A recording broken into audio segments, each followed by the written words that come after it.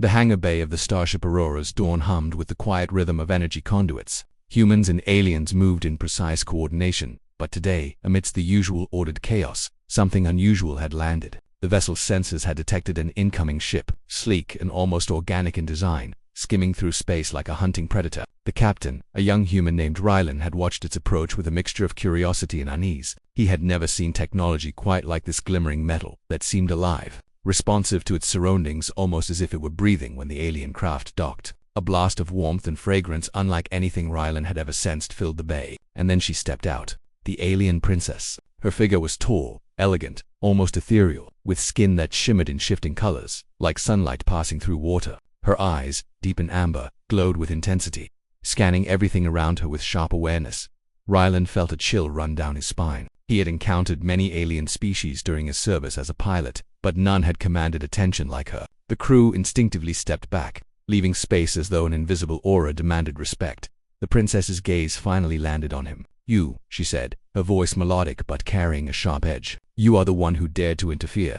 Rylan swallowed. I only followed protocol." "I didn't know protocol," she interrupted, her voice rising, echoing across the bay. "Protocol would not have brought ruin upon my people." Rylan's mind raced. The sensors had detected a fleet of warships behind her vessel, ships capable of obliterating Aurora's Dawn in minutes. He realized then that he had, without knowing, prevented a confrontation or perhaps delayed one. I didn't mean to," he said cautiously. "We just responded to your distress beacon. We thought you needed help." Her fury flared visibly, a ripple of color moving across her skin like liquid fire. She took a step forward, and even though Rylan had seen combat, felt battlefields in the void, her presence made his stomach knot. He couldn't help but notice the meticulous way she moved, every gesture purposeful, every step a statement of power. "Help," she scoffed. "Help is a word your kind throws carelessly. Do you think you can simply arrive in my system, touch what belongs to me, and call it help?" "I didn't mean," she cut him off, stepping closer until he could see the fine, delicate markings that traced her arms and neck, symbols that Rylan did not understand, but their pattern radiated authority and history, a silent declaration of lineage and command. "You humans," she said softly, "yet venomously you believe yourselves clever because you can fly through space, because you can wield machines that sing the songs of destruction. But you are naive, your courage is misplaced, and your morality is fragile." Rylan's stomach twisted. He had heard stories of the alien princess, of her unmatched tactical mind and merciless enforcement of justice. But to see her fury up close, it was something entirely different and unexpectedly. She paused. Her glowing eyes narrowed on him, and for a moment, the fury in her expression gave way to something else, something softer, yet equally potent.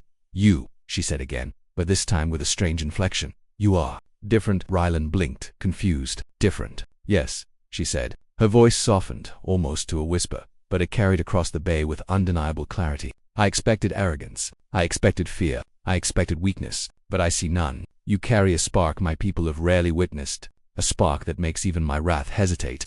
The crew around them exhaled collectively. Humans were accustomed to diplomacy, to negotiations, to treaties, but this was something entirely alien. They watched as their captain, usually steady and confident, struggled to find words. I don't know what to say," Rylan admitted, his voice barely above a whisper. The princess regarded him carefully, her amber eyes piercing into his very thoughts. "Perhaps that is why I am surprised," she said finally. "Perhaps that is why I am intrigued." She circled him slowly, the hum of her ship echoing faintly in the background, and Rylan realized that he was being measured, assessed, almost like a specimen but not in a cruel way. She was weighing his character, his essence, not just his body or his abilities. "You act without hesitation, yet without recklessness," she continued. "You acted for others, not for yourself. Your kind calls it heroism. I call it exceptional." Rylan's mind spun. Never had a species, especially one so advanced, shown such discernment, or used words like this to describe him. His hands, which he had kept steady for years during battle and exploration, were now shaking slightly. "And yet," she said, her tone shifting back into something sharper, "you are still human, still limited, still bound by the frailty of your species." He straightened, summoning the courage that had carried him across countless star systems. "I know I have limits, but I also know that limits are meant to be tested. And if I can save lives, if I can prevent destruction, then I will do it, even if it means facing beings far stronger than me." The princess stopped in her tracks, visibly impressed despite herself. A ripple of color danced across her skin, a gesture Rylan would later realize indicated approval. You are reckless," she said finally, a hint of admiration hidden beneath the rebuke. "And yet, perhaps reckless is what is needed in the shadow of those who underestimate us both." Rylan swallowed, feeling a mix of relief and unease. He realized that she was testing him, not just his courage, but his very sense of self. "Why are you here?" he asked carefully, deciding to risk the question. If not to attack, then why the fleet? Why the urgency? The princess's eyes darkened, the shifting colors of her skin reflecting her conflicted emotions. "My people are on the brink. A rebellion threatens to erupt within our ranks. I sought an ally, and yet I did not expect your kind to answer." Rylan nodded slowly. "We didn't expect to find a princess in distress either. But maybe some things are universal. The need to survive, to protect those we care about. Perhaps that doesn't depend on species." Her lips parted slightly, a gesture Rylan did not recognize as either shock or curiosity, but it left him with an odd, unexplainable warmth. "You speak boldly," she said, "and with reason. I expected deception. I expected flattery. But you speak truth. And in truth I find something rare." Rylan felt a cautious hope blooming inside him. Perhaps this was not just a meeting of diplomacy. Perhaps, in this encounter, there was potential for something greater: understanding, respect, maybe even a bond that could redefine the relationship between humans and her people. The princess studied him for a long moment, then finally spoke, her tone calm but resolute. "I am furious because I fear losing control. I am furious because my people's survival is at stake, and yet in your presence, I feel that there may be another way, a way that does not end in bloodshed." Rylan met her gaze steadily. "Then we can find that way together."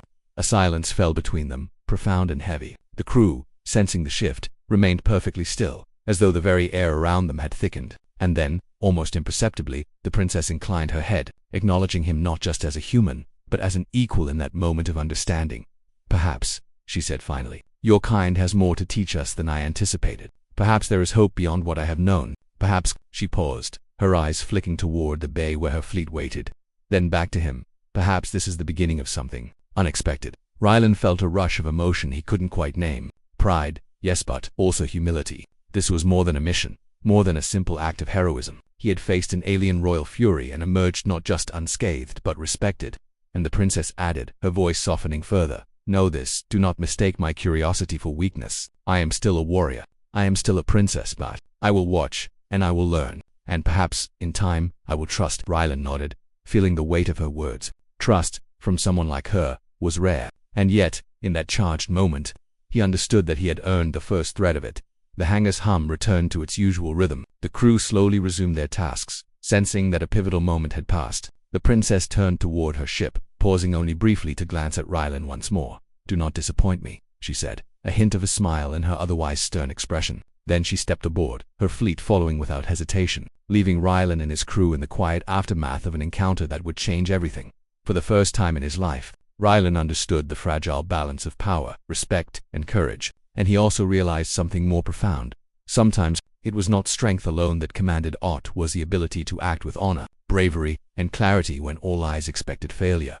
The alien princess had been furious, and yet, in her fury, she had spoken words that would linger with him forever, words that reminded him, and all who witnessed, that humanity's courage was a force beyond reckoning, one that even the most advanced and powerful beings could not ignore. And somewhere deep in his heart, Rylan knew this was only the beginning.